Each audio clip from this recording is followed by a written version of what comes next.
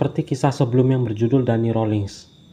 Namun, kali ini gue akan membahas lagi siapa sih yang lebih top dari kasus ini. Siapakah dia? Ini dia Ted Bundy. Sebagaimana dia sendiri adalah seorang raja pembunuhan berantai yang berasal dari Amerika Serikat. Kisahnya pun sudah diabadikan di dua film ternama di film Hollywood yang berjudul Ted Bundy di tahun 2002. Selain itu ada juga film Ted Bundy yang dirilis tahun 2019 kemarin. Penasaran seperti apa kisahnya? Inilah kisah tentang Ted Bundy.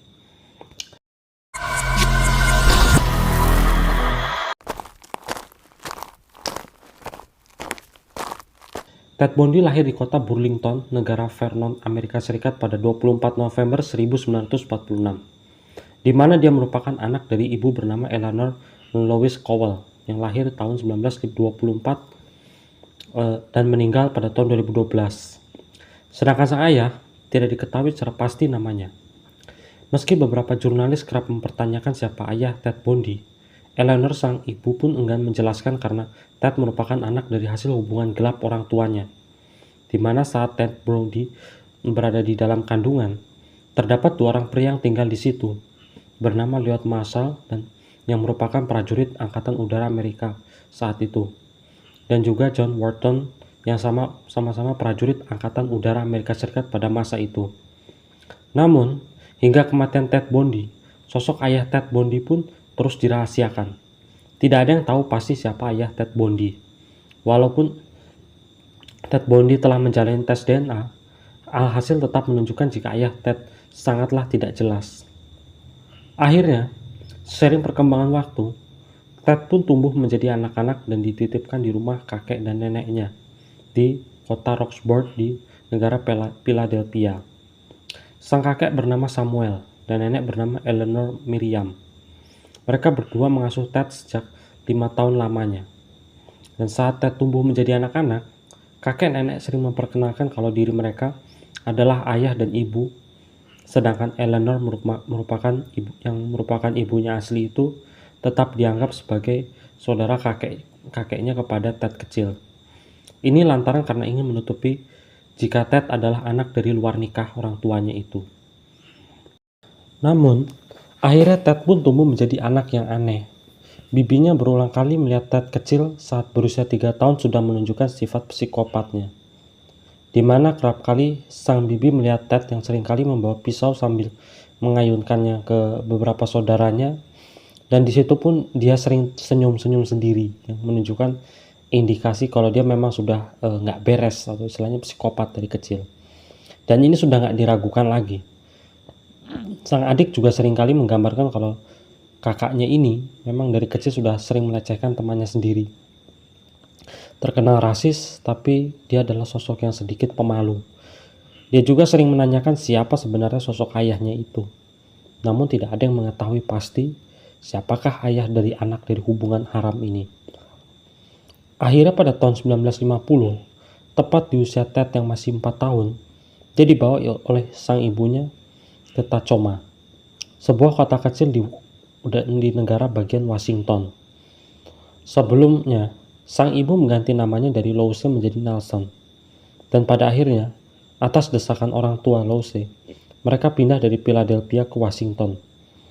Di sana, ibunya Louise atau Nelson bertemu dengan seorang laki-laki bernama John Culper Bundy, yang merupakan seorang koki di salah satu rumah sakit di kota Tacoma, yang juga seorang aktivis di gereja.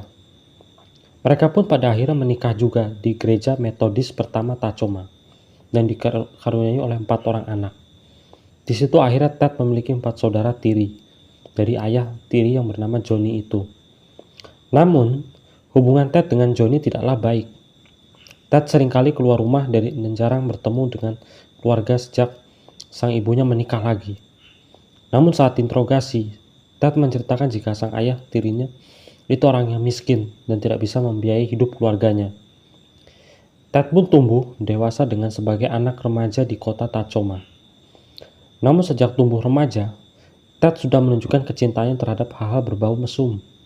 Dia kerap kali mengorek-ngorek sampah untuk mencari bingkai foto wanita telanjang, dan juga dia kerap sering membawakan aneka majalah dari tong sampah yang berisi gambar porno sebagai konsumsi matanya tiap hari, dan juga melawan tekanan hidup di bawah keluarga yang apatis dengannya itu. Tetangga semasa kecil Ted di Tacoma yang bernama Sandy Holt menceritakan bagaimana kehidupan Ted selama di kota tersebut. Memang, dia dikenal sebagai anak yang mengalami gangguan kejiwaan dan suka berbuat onar sekaligus menakuti teman sebayanya. Dia seringkali mengikat kucing di gantungan jemuran pakaian, lalu menyiramnya dengan bensin dan membakarnya dengan korek. Membakar kucing itu sampai mati yang membuat semua orang takut bermain dengannya. Di sisi lain, Ted juga sering membuat perangkap di pinggir jalan, di mana ranjau ini diinjak oleh salah satu wanita tentu dapat menyobekkan pakaiannya dan bukan cuma pakaiannya saja, bahkan kulitnya pun ikut sebagian robek. Akan tetapi saat Ted ditanya hal itu, dia malah menjawab, itu hanya sebatas lelucon, imbuhnya sambil ketawa. Sejak saat itu, bermunculan aneka kasus yang membuatnya akhirnya banyak anak kecil perempuan yang tidak mau lewat lagi sekitar perkarangan rumah Ted di Tacoma itu. Berlanjut saat SMA. Ted menempuh pendidikan di SMA 1 Woodrow Wilson, merupakan salah satu SMA favorit di kota Tacoma itu. Ted memang sebenarnya tidak terlalu pintar, tapi dia punya kemampuan rasa ingin tahu yang kuat, sehingga membuatnya pantang menyerah dan terus belajar sehingga diterima di SMA situ. Semasa SMA, Ted sering mengatakan jika Ted merupakan anak yang menyendiri, pendiam, dan juga kuper. Akan tetapi, karena pesona tampannya membuat Ted menjadi idola banyak bagi para wanita sewaktu itu. Dia juga memiliki hobi bermain ski, di mana di sisi lain dia jarang aktif di berbagai kegiatan seperti halnya rekan-rekan. Dia jarang pergi minum-minum, dia jarang pergi berdansa, dan juga jarang mengikuti acara ulang tahun temannya. Tapi di balik sosoknya yang pendiam dan pemalu itu, Ted pernah ditangkap 2 kali oleh pihak kepolisian akibat melakukan perampokan dan pencurian motor. Namun tidak ada catatan resmi kapan Ted ditangkap dan apa sebabnya Ted melakukan hal itu. Karena ini dokumen sudah sangat lama. Ted pun lulus SMA pada tahun 1965 dan kerap menempuh pendidikan selanjutnya lagi di tempat yang berbeda. Selama 1 tahun, Ted kuliah di Universitas Puget Sound di kota Seattle, Washington. Lalu pindah ke Universitas Washington, masuk jurusan pendidikan bahasa Mandarin. Selama di Universitas Washington, dia berpacaran dengan teman sekelasnya bernama Diane Edwards, atau lebih dikenal dengan Stephanie Brooks.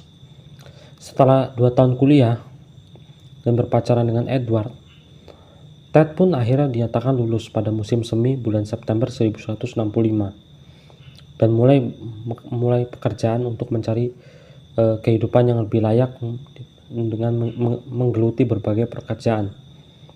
Dia kerap lakoni seperti menjadi relawan tim suksesnya Nelson Rockefeller yang menjadi presiden nantinya untuk negara bagian Washington, dan juga supir pribadi sekaligus ajudan Arthur Feinzer yang merupakan gubernur negara bagian Washington waktu itu. Akhirnya setelah beberapa waktu bekerja di kota Washington, dia pun mendapatkan beasiswa lagi untuk melanjutkan Universitas Stanford di kota San Francisco untuk melanjutkan pendidikan magisternya di bidang bahasa Mandarin di universitas tersebut. Selama di Francisco, dia juga kerap aktif sebagai relawan Partai Republik cabang Miami pada tahun 1969. Namun karena jarang komunikasi dan jauhnya jarak antara Ted dengan juga Edward yang merupakan pacar yang semasa kuliah itu, maka Edward pun menyatakan putus secara sepihak dan dia pulang ke California, sebagaimana tempat itu adalah kampung halamannya. Edward pun juga menjelaskan sebab-sebabnya yang membuat dirinya kurang begitu betah dan bahagia menjalin cinta dengan Ted. Di antaranya, Ted sendiri merupakan anak pendiam, pemalu, dan juga kurang punya ambisi yang membuat dirinya malas untuk mendekati. Akhirnya kemauan Edwards pun minta putus pun sudah didengar jelas oleh Ted, yang membuatnya dirinya seketika frustasi. Namun dia tidak mau larut dalam depresi tersebut. Ini jelas membuat dia pergi ke Arkansas untuk masuk lagi ke Universitas Temple, hanya untuk belajar 1 semester di tahun 1969. Namun tak sampai di situ, Ted pun merasa bosan kuliah di Philadelphia itu, akhirnya balik lagi ke Washington, tempat dia berasal, dan mendaftar lagi di Universitas Washington pada tahun 1970 yang mengambil jurusan ilmu psikolog. Lalu baru pada tahun 1971, Ted mencoba bekerja di Side Seas Hotline Crisis Center yang merupakan sebuah lembaga swasta yang di bawah Departemen Kepolisian Washington yang bergerak di bidang pertolongan terhadap masalah bunuh diri dan kriminal di kota tersebut. Namun 1 tahun kemudian, Ted pun lulus dari Universitas Washington dan mulai bergabung dengan tim sus Gubernur Daniel James Evans yang berencana menjadi presiden negara bagian Washington kala itu. Selama di sini, Ted memiliki banyak keahlian dan kecerdasan yang membuatnya naik jabatan dengan cepat. Di tahun yang sama, yaitu tahun 1972, Ted berhasil menjabat sebagai Komite Nasihat Pencegahan Keamanan Kota Seattle. Karir Ted yang kian meninggi dan berkembang pesat tentu membuat dirinya lebih dikenal banyak orang dan menjadi elit Partai Republik untuk negara bagian Washington. Tentu membuatnya lebih mudah juga diterima di perguruan tinggi manapun. Hingga akhirnya Ted kuliah lagi di Universitas Puget Sound, tempat kampus lamanya dulu, di Washington, dengan mengambil jurusan ilmu hukum kali ini. Pada pertengahan 1973, selama kuliah di sini Ted pun menghubungi lagi Edwards. Dan rupanya Edwards sudah berkeluarga saat itu. Entah mungkin Ted sendiri sudah terlanjur mengidap misoginis yang membuat dirinya benci terhadap perempuan akibat diputus sepihak oleh Edwards waktu itu. Atau juga mungkin kecewa lihat Edwards sudah punya kekasih, sudah punya suami. Itu tentu menjadi permasalahan yang belum terselesaikan sampai hari ini. Tapi Edwards pun masih menanggapi Ted untuk berbincang. Di sela-selanya dia sudah memiliki hubungan dengan orang lain. Dan di sini Edwards pun berulang kali selingkuh dengan Ted tanpa sepengetahuan suaminya alias secara diam-diam. Akan tetapi pada tahun 1974, Ted tiba-tiba memutuskan seluruh kontak dengan Edwards. Pesan gak dibalas, telepon gak diangkat, bahkan informasi pun hilang. Entah karena Ted waktu itu ingin melampiaskan emosinya di depan Edwards, seakan-akan menunjukkan kalau, nih aku sekarang sudah jadi orang sukses, kamu mau berbuat apa? Ini bertujuan agar Edwards menyesali telah memutuskan Ted waktu itu. Tentu menjadi dendam tersendiri bagi Ted. Dan sejak saat itu, Ted juga mulai bolos sekolah karena merasa mungkin Edwards sudah tidak bisa lagi menjadi pasangannya lagi. Ambisinya dia anggap seakan-akan sudah sia-sia. Sekalipun memang Edwards tahu kalau dia sudah sukses, tapi Ted yakin kalau dirinya tak mungkin lagi bisa mendapatkan Edwards.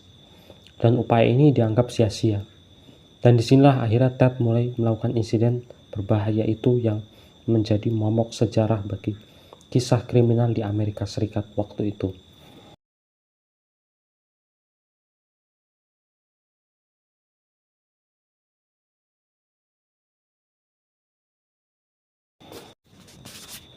Sepanjang hidupnya hingga akhir penangkapannya pada tahun 1979, Ted sebenarnya telah mengalami beberapa penahanan yang dimana pertama kali ditahan pada tahun 1975 dan mencoba melarikan diri lagi pada tahun 1977. Upaya itu berhasil, tetapi di tahun 1979 Ted resmi ditangkap lagi untuk jatuhi hukuman mati.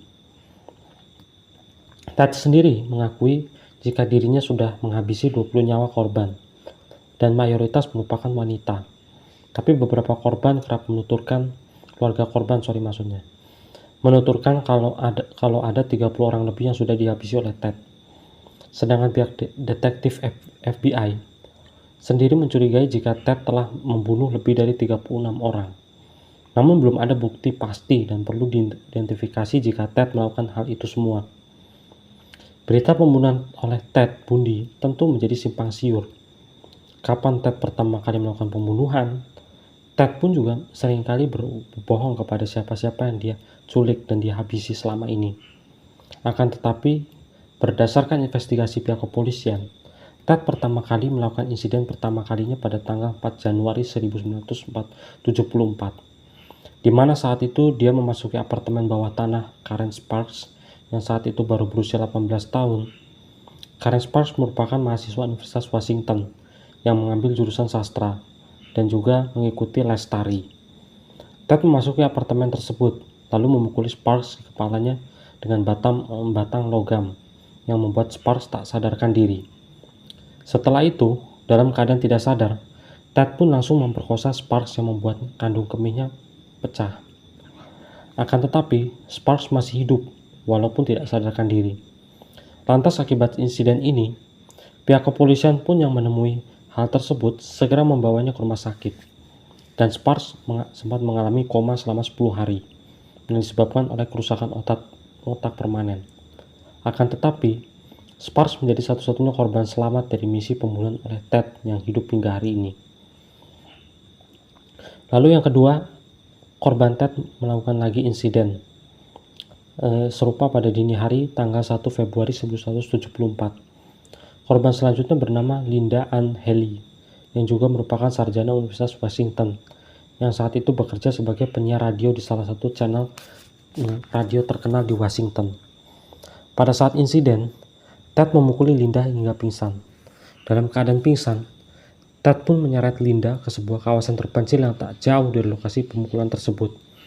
Lalu Ted segera memperkosa dan membunuhnya sebelum jenazah tersebut dibuang ke semak-semak itu. Berlanjut pada 12 Maret 1974, Donna Gail Marson yang juga merupakan korban ketiga Ted Bundy ini baru berusia 19 tahun yang sekolah di Evergreen State College di kota Olympia yang terletak 95 km barat kota Seattle, Washington. Pada suatu malam, tanggal 12 Maret 1974, Donna kerap meninggalkan asramanya untuk mengikuti konser musik jazz di kampusnya. Namun setelah itu, Donna tidak pernah lagi kelihatan oleh beberapa temannya. Konon, Donna diculik oleh Ted, dan Ted pun juga mengakui jika dirinya membakar mayat Donna yang hingga menjadi abu. Lalu abu itu dibuang ke suatu tempat yang dia lupa menyebutkannya. Korban keempat datang dari mahasiswa lagi, bernama Susan Eleanor Recon, yang saat itu baru berusia 19 tahun pada tanggal 17 April 1974, atau saat insiden itu terjadi, di mana Recon menghilang setelah membantu seorang pria yang membawa banyak buku Sex Wet Battle, yang itu rupanya merupakan Ted Bundy yang akan menghabisinya. Laporan kehilangan Recon pun sendiri disampaikan oleh dua rekan kuliahnya yang saat itu masih berhubungan dengan Recon sebelum insiden itu terjadi. Pada tanggal 6 Mei 1974, korban datang lagi bernama Roberta Kalen Parks yang berusia 22 tahun, yang saat itu tengah meninggalkan asramanya di Oregon State University di kota Corvallis. Di malam itu, Roberta tengah berada di sebuah kafe di kota Corvallis. Lalu Ted yang berada di kafe tersebut berusaha membujuknya dengan iming-iming duit. Alhasil Roberta pun tertarik pada Ted dan lalu masuk ke dalam mobil yang Ted pinjam. Selama di dalam mobil, Ted pun segera mengikat Roberta dan membawanya ke Washington untuk dibunuh. Sebelumnya, Ted juga telah memperkosa Roberta hingga tewas, lalu membuang mayatnya di pinggir jalan. Berlanjut lagi pada 1 Juni 1974, Brenda Carol Bell yang berusia 22 tahun tiba-tiba menghilang usai meninggalkan Bandara Internasional Tacoma Seattle, yang dimana menurut penuturan para saksi, Ted saat itu tengah berbincang dengan Brenda di dalam mobil. Lalu Ted membawanya ke rumahnya untuk berhubungan badan karena keduanya konon saling suka satu sama lain. Namun setelah di rumah, Ted pun menghabisi nyawa gadis tersebut dengan cara dicekik hingga mempoporkan kepalanya yang membuat tulang tengkorak gadis tersebut pecah. Beberapa korban Ted pun mulai diidentifikasi oleh pihak kepolisian. Namun, masih menimbulkan banyak pertanyaan kenapa Ted melakukan pembunuhan di jenis korban yang serupa, yang diantaranya merupakan wanita muda, berkulit putih, dan berambut panjang. Dengan jenis korban yang sama ini, menjadi teka-teki bagi kepolisian kalau Ted tentu memiliki kelainan khusus yang mengidentikan salah satu korban berdasarkan bentuk fisiknya, Sekalipun waktu itu pihak kepolisian belum mengetahui pasti siapa pelakunya. Namun polisi sudah menunjukkan bahwa indikasi pelakunya ini adalah orang yang mengalami gangguan kejiwaan terhadap perempuan. Namun, kasus tersebut rupanya belum selesai. Pada dini hari, tanggal 11 Juni 1174, seorang mahasiswa bernama Georgian Hawkins dinyatakan menghilang lagi setelah berjalan di antara asrama pria dan wanita. Konon, Ted melakukan penculikan terhadap Hawkins, yang dimana menurut pengakuan Ted sendiri, kalau dirinya telah mengikat Hawkins ini dengan diikat lalu diseret ke dalam mobil, lalu membawanya ke kota Issaquah yang terletak di 30 km timur Sydney, di mana Ted menghabisi sepanjang malam itu juga. Lalu, setelah Hawkins tewas di tempat, Ted mencuri semua anting-anting milik Hawkins dan juga sepatu yang dia pakai. Atas insiden ini, pihak kepolisian pun segera menyusuri gang tempat terakhir Hawkins diculik, dan tidak ada tanda-tanda jejak akan penculikan terhadap Hawkins. Namun menurut saksi mata saat itu, Ted kerap mengenakan jaket coklat dan membawa tas ransel sebelum penculikan terhadap Hawkins. Dari sekian banyak insiden, rupanya Ted masih aktif sebagai karyawan di Komite Penasihat Pencegahan Kejahatan Kota Sydney, di mana dia bekerja di Divisi Pencegahan Kekerasan Terhadap Wanita. Ted memanfaatkan pekerjaannya di bidang ini sebagai upaya agar dia tahu trik-trik melakukan kejahatan terhadap perempuan. Selama itu, dia juga merangkap jabatan sebagai karyawan di Departemen Layanan Darurat, yang merupakan sebuah lembaga nasional yang di bawah naungan FBI, yang bergerak di bidang pencarian terhadap orang hilang.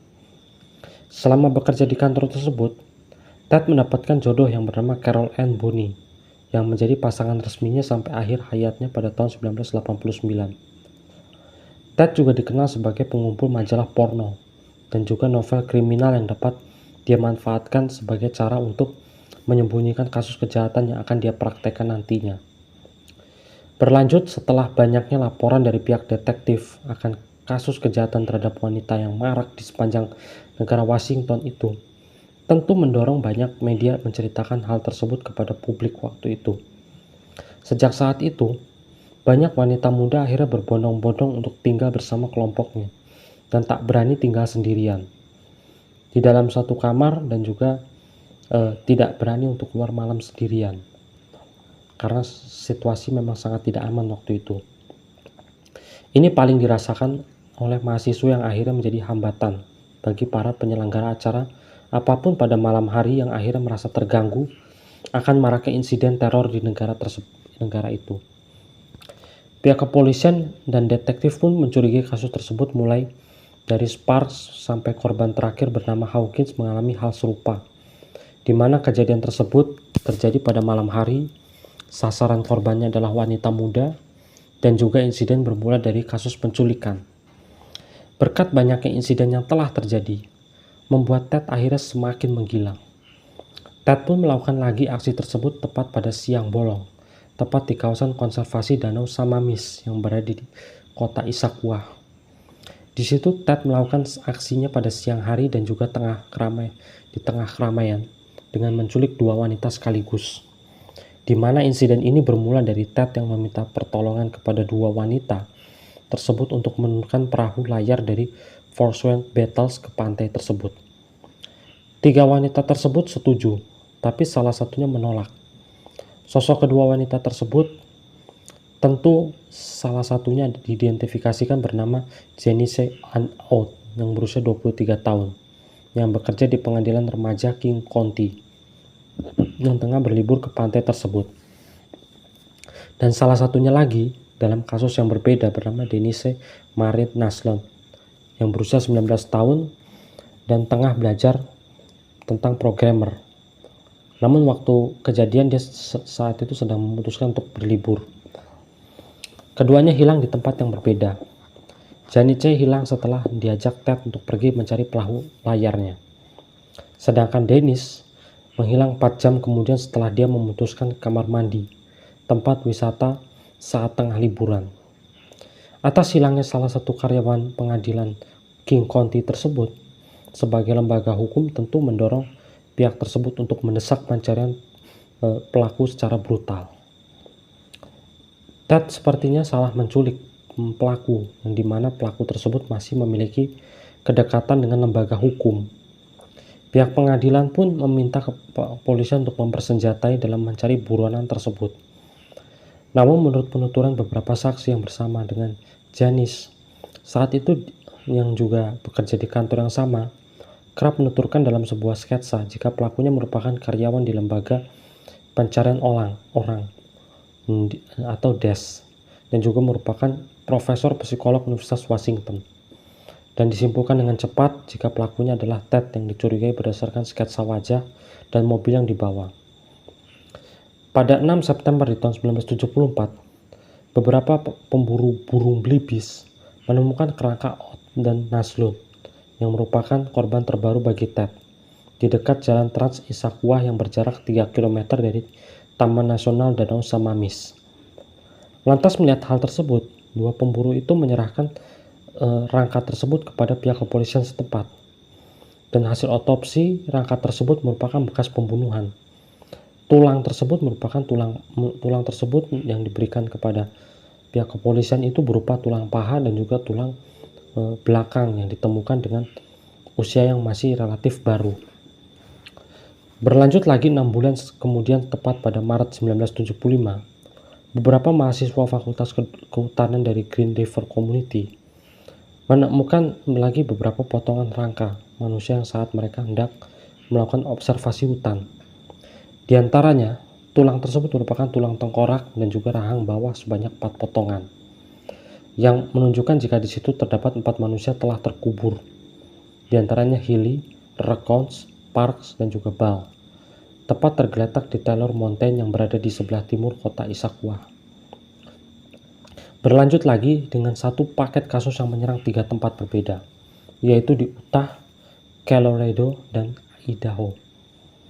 Ted memulai lagi insiden satu paket ini dengan meneror korban yang jenisnya sama, yaitu perempuan berambut panjang, berkulit putih, dan masih muda.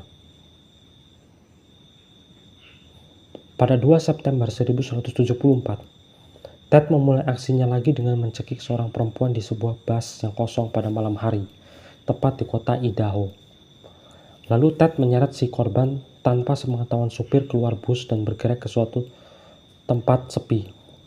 Sebelum akhirnya dia memotong jenazah tersebut, namun sebelum memotong jenazah tersebut dia kerap memfoto korban yang sudah dia perkosa. Ini kasusnya sama seperti Danny Rolling yang sudah saya paparkan dalam video sebelumnya. Lalu setelah selesai memotong korban, Ted pun segera membuang mayatnya ke sungai tersebut. Ke sungai terdekat maksudnya. 1 bulan kemudian, tepat di tanggal yang sama, 2 Oktober, Ted menculik lagi seorang gadis bernama Nancy Willox yang masih SMA dan baru berumur 16 tahun di kota Holiday, negara Utah, di kecamatan Salt Lake City. Saat itu, konon Nancy tengah berjalan sendirian malam hari di tengah trotoar yang diterangi lampu yang sangat suram, yang membuatnya menarik Nancy seketika berjalan tersebut, lalu menariknya lagi ke dalam mobil untuk dibawa ke taman. Namun seketika tiba di taman, Ted mengaku mengurungkan niat untuk menyiksanya. Lantas Ted pun membawa Nancy yang saat itu masih hidup dibawa ke apartemen miliknya untuk disandera selama 1 malam, sebelum disiksa pada pagi 3 Oktober. Lalu setelah Nancy tewas, Ted menguburkan sendiri mayat tersebut di Taman Nasional Capitol Reef yang berjarak 320 km selatan kota Holiday. Akan tetapi, saat polisi investigasi tidak ditemukan di mana kuburan Nancy berada. Selang 15 hari kemudian, Melissa Anne Smith yang merupakan anak dari seorang kapolres kota Midvale, negara bagian Utah yang berusia 17 tahun, mendadak menghilang setelah pulang dari warung pizza tepat jam setengah 10 malam.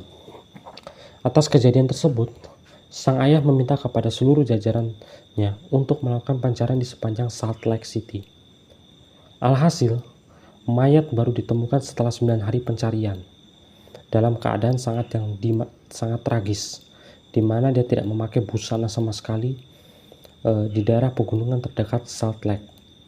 Namun menurut penuturan para warga, mereka melihat jika Putri Kapolres itu masih hidup 7 hari setelah kehilangannya dan dia kerap bersama seorang lelaki memakai jaket coklat sebelum dihabisi, yang menurut penuturan warga mereka tidak tahu siapa namanya.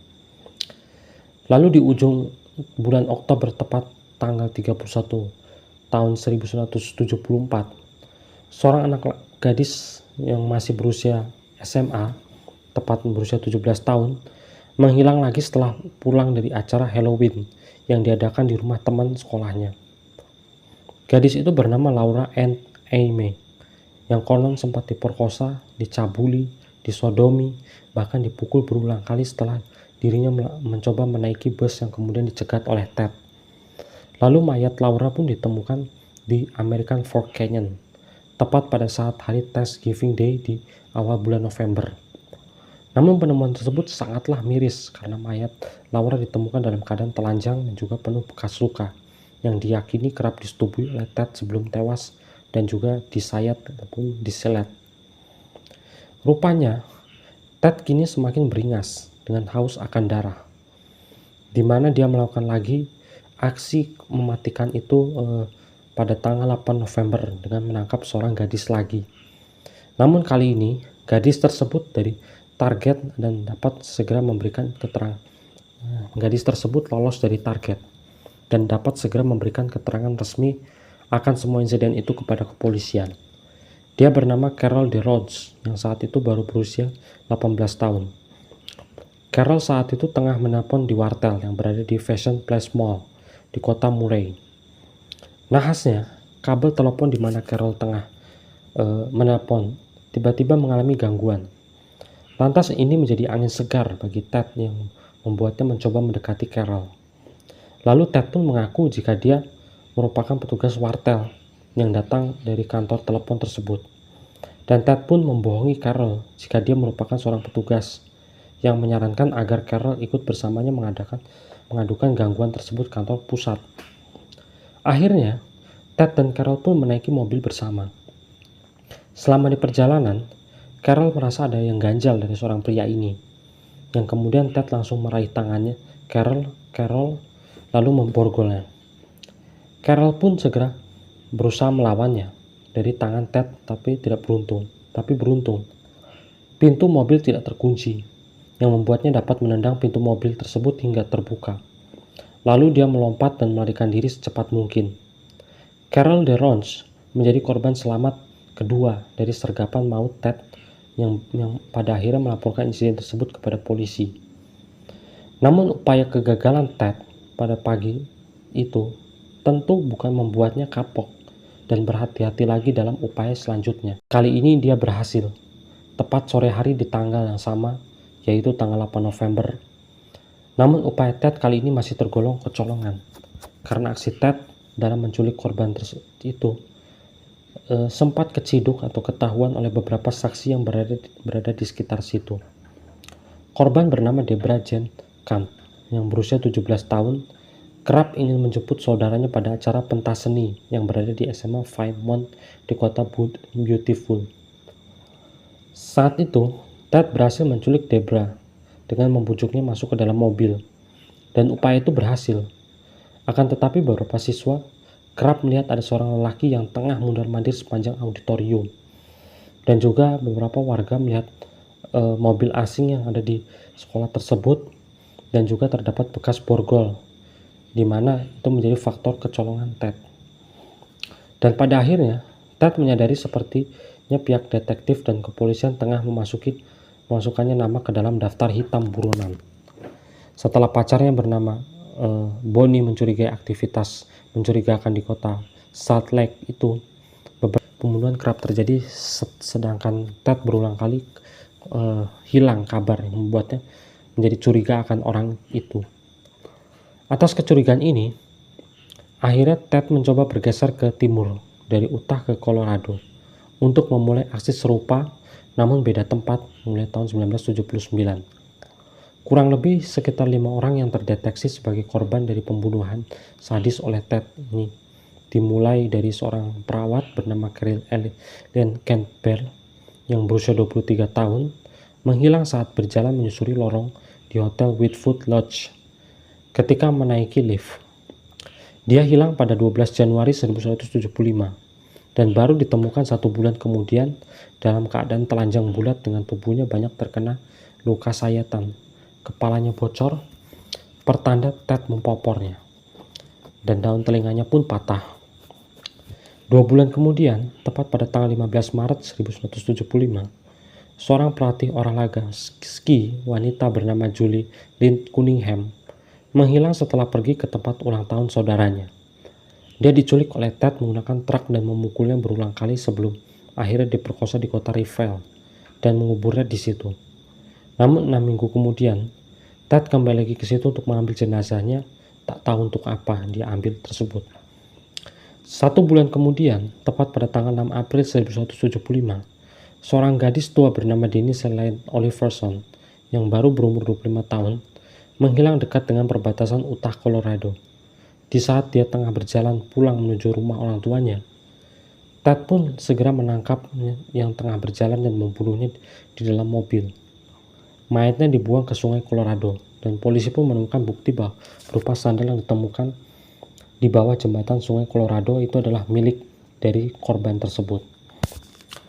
Memasuki bulan Mei di tanggal yang sama, yaitu tanggal 6 Mei, Ted mengunjungi lagi sekolah SMP di Alameda di kota Pocatello, Idaho, yang berjarak 250 km dari kota Salt Lake.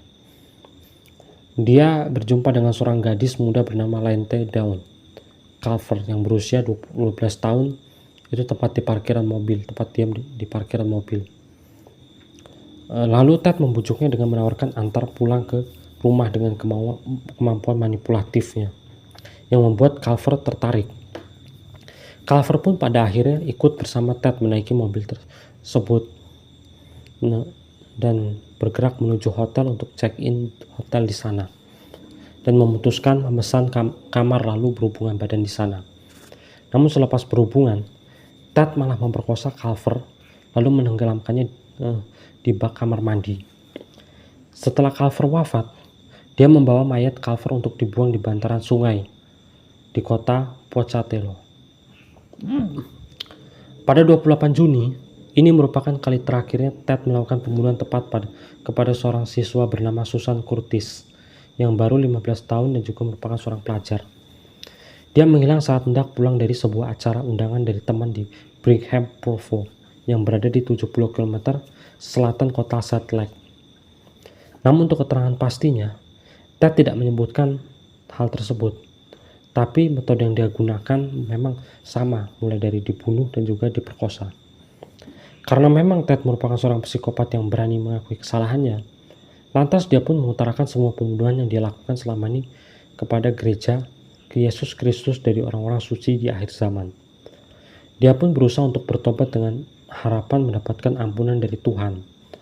Maka, pada Agustus 1175, Ted pun dibaptis oleh pihak gereja East dan meskipun setelah dia jarang aktif di gereja dan mematuhi kode etik gereja, akan tetapi dia menjadikan bahan kucilan kaum gereja, di mana dia telah berbuat kriminal dan tidak pantas untuk ditempatkan di sini. Lalu di bulan yang sama, tepat pada tanggal 15 Agustus, Ted terpantau oleh pihak kepolisian yang sedang tengah patroli di jalan Trans Utah. Di saat itu, Ted pun langsung menancapkan gas melarikan diri ketika memasuki kawasan keramaian di kota itu, dan polisi pun langsung mengejarnya. Namun upaya itu gagal. Ted masih bisa melarikan diri lagi, yang membuat polisi memfoto nomor polisi mobil tersebut dan segera melakukan penggeledahan terhadap tempat tinggal sesuai alamat plat mobil Ted itu. Dan polisi pun melakukan penggeledahan di apartemen milik Ted, mulai topeng Sky, topeng kedua yang terbuat dari stokin, linggis, borgol, kantong sampah, gulungan tali, dan pemecah es yang awalnya dianggap sebagai alat bukti perampokan tersebut. Seorang detektif bernama Jerry Thompson mengingat lagi semua laporan dari korban yang selamat bernama Carol DeRonch yang lolos pada November 1974 itu, juga panggilan Telepon dari Clover menyebut nama Ted. Beberapa alat lain seperti ski, brosur pentas, dan juga tempat Kent menghilang. Namun polisi tetap tidak dapat mengumpulkan alat bukti jika Ted benar-benar melakukan tindakan tersebut. Maka Ted pun diisolasi oleh pihak kepolisian Salt Lake selama 24 jam sebelum menemukan bukti lebih mendalam terkait ini.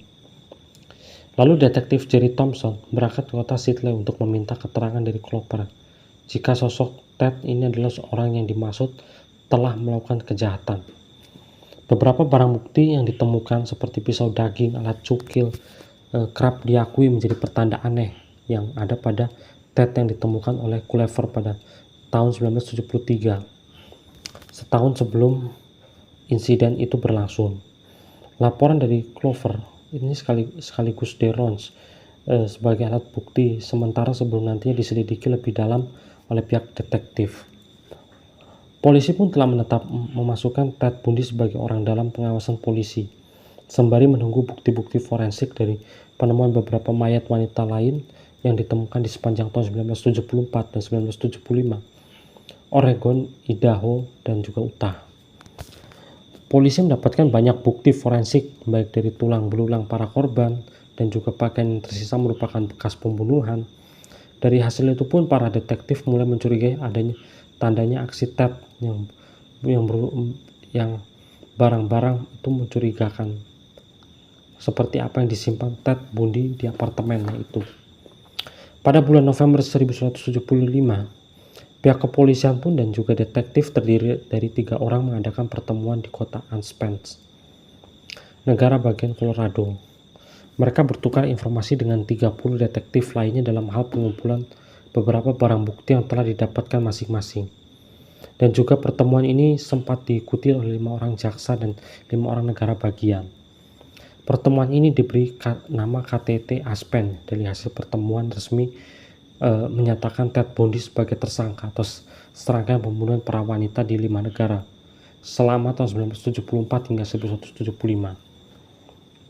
Dan orang dalam pengawasan berubah menjadi buronan.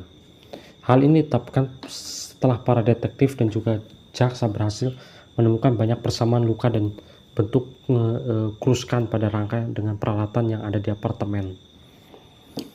Ted pun akhirnya ditangkap di apartemen pada Januari 1976 dan menjalani sidang Februari 1976 dengan dihadiri Carol selaku korbannya selamat, dibantu oleh seorang pengacara bernama John D. O'Connell. Sidang pun berlangsung selama 4 hari. Dan setelah menjalani sidang saat Hakim Stewart Hanson menetapkan Ted bersalah atas pembunuhan dan pembunuhan terencana terhadap beberapa orang gadis muda yang membuatnya dijatuhi hukuman 15 tahun penjara di rumah tahanan di negara Utah. Namun setelah serangkaian berkas sudah diterima, akan tetapi masih ada pertimbangan jaksa untuk memperberat hukuman tersebut. Maka Ted pun dipindahkan dari lapas Utah ke lapas Aspen pada tahun 1977 sebagai masa percobaan. Namun karena proses pemindahan memakan waktu yang lama, ini akhirnya membuat Ted berhasil mengambil langkah lagi barang-barang dari apartemennya dengan cepat, yang membuatnya dapat melarikan diri dari lapas nantinya.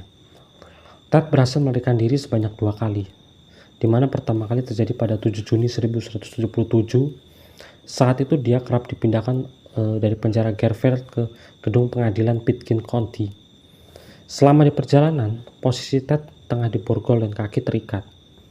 Namun setelah tiba di pengadilan, borgol itu dilepas. Dan saat sebelum menjalani sidang, Ted pun menawarkan dirinya untuk menjadi seorang pengacara atas dirinya sendiri. Ini lantaran karena dia sendiri mengerti hukum yang dapat memberikan sanggahan pada hakim nantinya jika ada keputusan ternyata melenceng dari semua itu. Sebelum jalannya sidang, Ted mengizinkan dirinya untuk membaca buku tentang kasus kriminal di sebuah perpustakaan di kota tersebut, dengan tujuan agar dia bisa memahami dulu tentang pembenaran yang dia perbuat selama ini. Namun di tengah situasi perang, Ted melihat sebuah jendela yang menghubungkan situasi tenang. Ted melihat sebuah jendela yang menghubungkan dengan sebuah kawasan hutan luas yang membuatnya mencoba untuk melarikan diri. Akhirnya dia pun membuka jendela itu. Dengan cepat, langsung melarikan diri. Ted segera melepaskan semua pakaian tahanannya dia demi menghilangkan jejak sebagai tersangka. Lalu berlari ke Gunung Aspen. Tepat di lembah gunung tersebut, dia berburu makanan, minuman, semua dari hasil alam.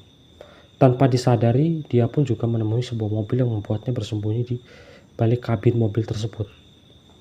Keesokan harinya, Ted keluar dari mobil tersebut karena mobil tersebut dirasa sudah tidak bisa dicuri lagi. Maka Ted pun berjalan ke kota Crested Butte, sebuah kota kecil di kaki Gunung Aspen.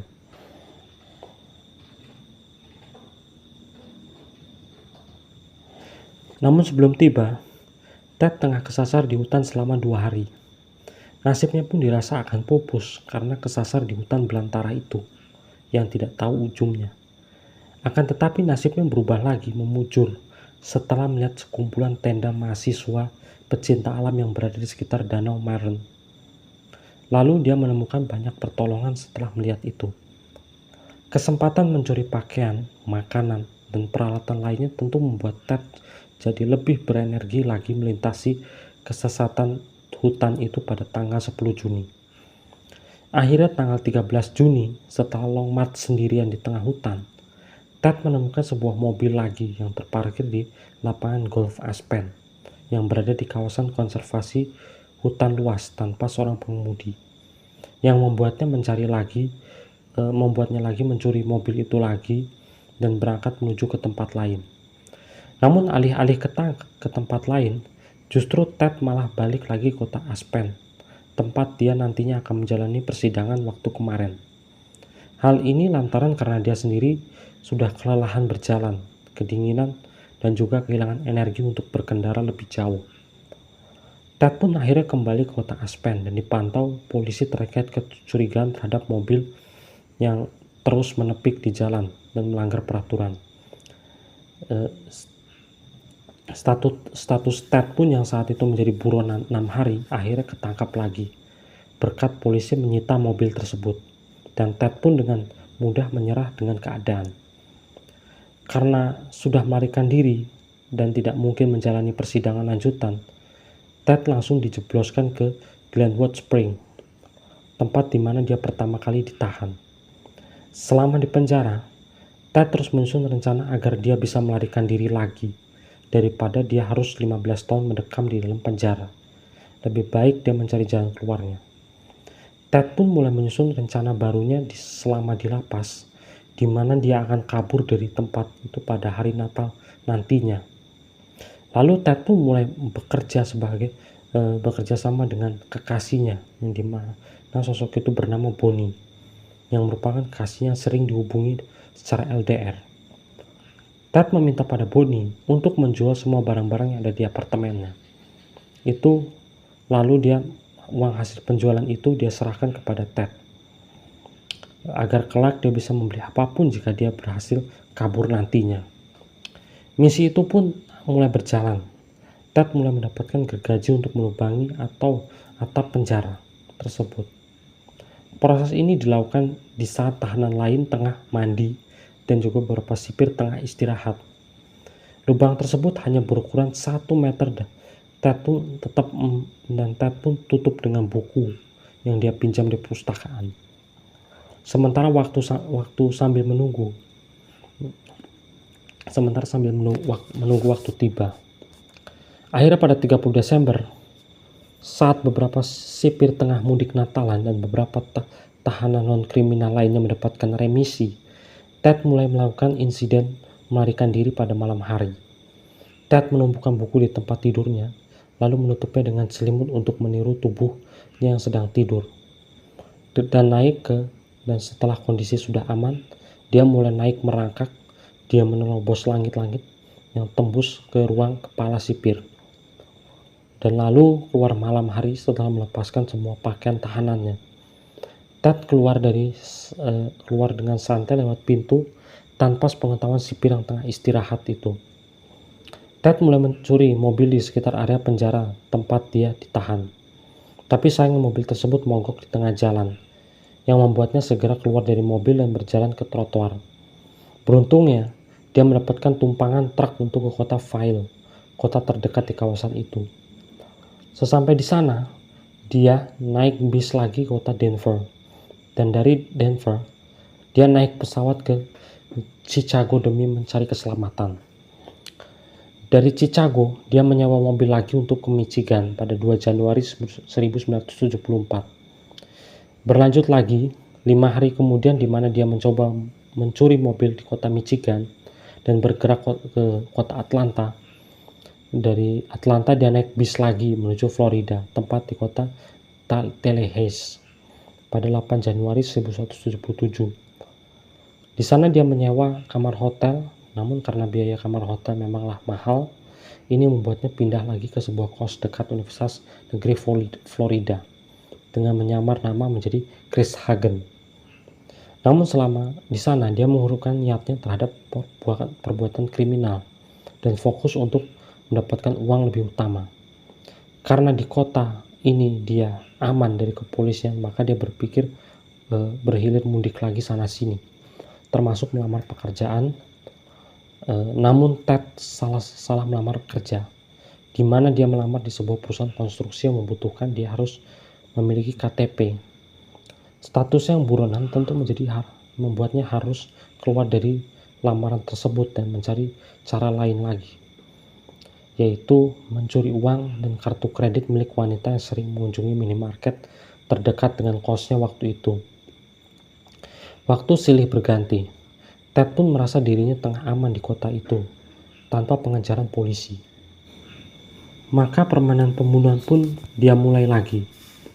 Korban pun langsung ulti 4 orang wanita di mana mereka semua merupakan mahasiswa di kampus itu, Universitas Negeri Florida.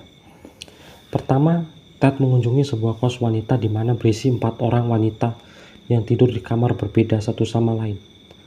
Korban pertama bernama Margaret Elizabeth Bowman, yang dia habisi tepat jam 3 pagi dengan cara dipukul habis-habisan dengan kayu ek. Lalu sampai 7 menit, Ted segera memasuki lagi kamar sebelahnya. Terdapat seorang mahasiswa bernama Lisa Janet Levy yang baru berumur 20 tahun. Ted pun menghabisinya dengan cara dipukul hingga pingsan, lalu mencekiknya dan melakukan pelecehan seksual di tempat. Setelah Lisa tewas, barulah bergerak ke kamar sebelah dan menemui gadis bernama Karen Caldwell yang berusia 21 tahun waktu itu. Dia melakukan dengan cara yang sama seperti 2 korban sebelumnya, dengan dipukul menggunakan kayu ek. Namun beruntungnya Karen selamat karena masih bisa bertahan sekalipun mengalami geger otak. Tetapi dia masih bisa bertahan hidup yang membuat Ted pikir dia tidak akan mati. Dan Ted pun mungkin tidak bisa berlama-lama di tempat itu karena hari kian menuju pagi. Dia takut nanti ketahuan oleh banyak orang. Lantas dia pindah ke kamar sebelah. Saat Karen tengah pingsan, di kamar sebelah dia menemui lagi gadis bernama Kathy Kleiner yang baru berusia 21 tahun. Namun Kathy sudah tahu akan itu semua. Lantas dia menyorot lampu terang ke wajah Ted yang membuat Ted tak jadi memukulnya, bahkan melarikan diri. Selepas itu, Ted masih melakukan insiden mengerikan itu di tempat yang berbeda. Kali ini dia menyerang seorang gadis bernama Thomas yang membuat bahu Thomas terkilir dan tengkorak mengalami pecah di 5 tempat.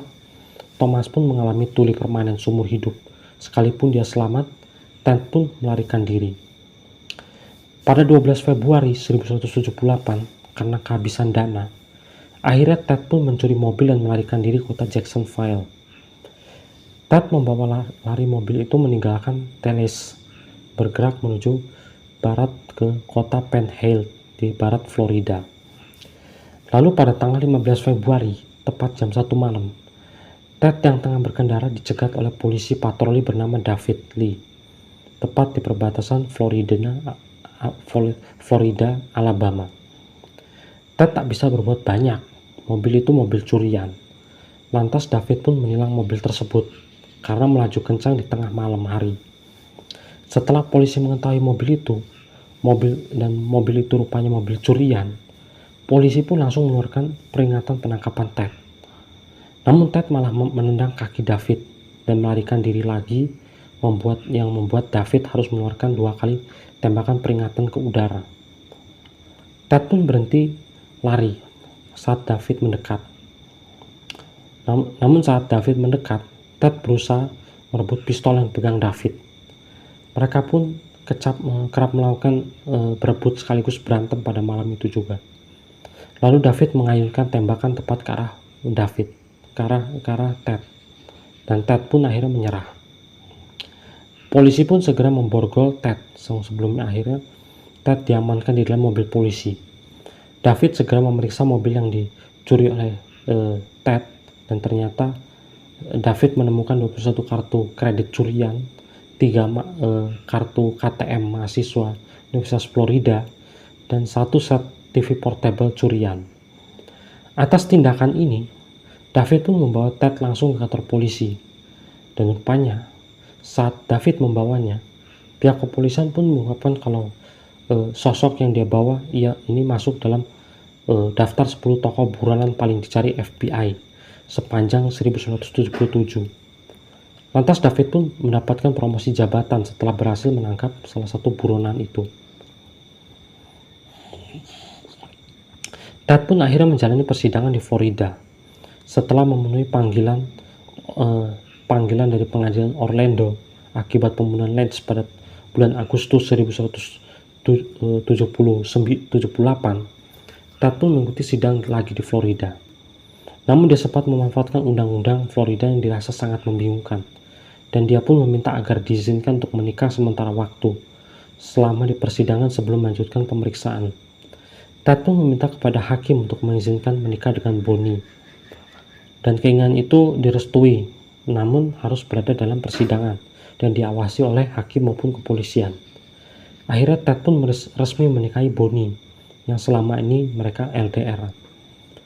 Memasuki 10 Februari 1980, Ted resmi dijatuhkan hukuman mati atas aneka kejahatan berlapis, di mana membunuh lebih dari 26 wanita di berbagai negara, yang di mana wanita tersebut merupakan wanita muda, berprofesi mayoritas sebagai mahasiswi, berkulit putih, dan juga berasal dari masyarakat kelas menengah.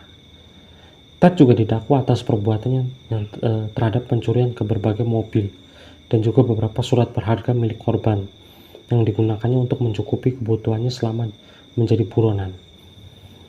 Ted sendiri memiliki kemampuan manipulatif yang dapat menarik siapapun wanita tertarik dengan cepat jatuh ke dalam pikirannya. Ted juga selama ini kerap melakukan insiden tak terduga yang membuat pihak kepolisian kewalahan, termasuk pandai menghilangkan jejak pembunuhan tersebut, yang membuat polisi geram. Tindakan Ted diberi nama modus operandi, sekaligus kemampuan menghabisi orang dengan jumlah banyak, yang menganggap polisi seakan-akan kasus ini adalah kasus kecolongan. Akan maraknya kasus ini, Ted akhirnya dijatuhi hukuman mati sebanyak 3 lapis dengan cara disetrum yang akan dilaksanakan nantinya pada 1989. Namun pada 24 Oktober 1982, istri Ted, Bonnie, melahirkan anak kandung pertama Ted Bundy yang diberi nama Rose Bundy.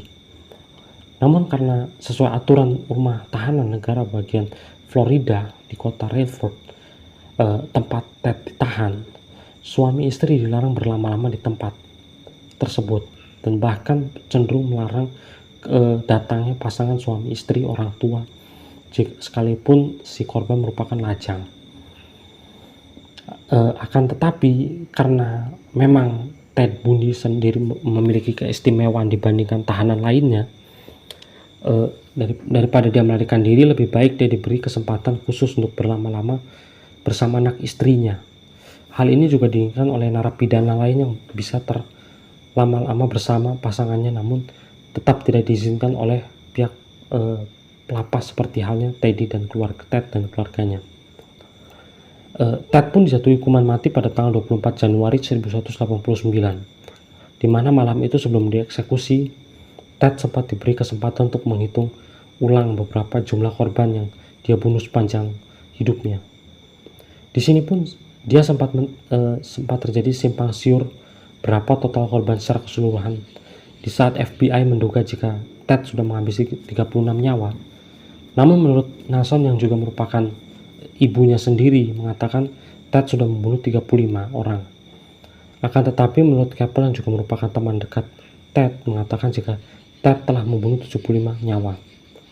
Namun statusnya masih terbilang kontroversi.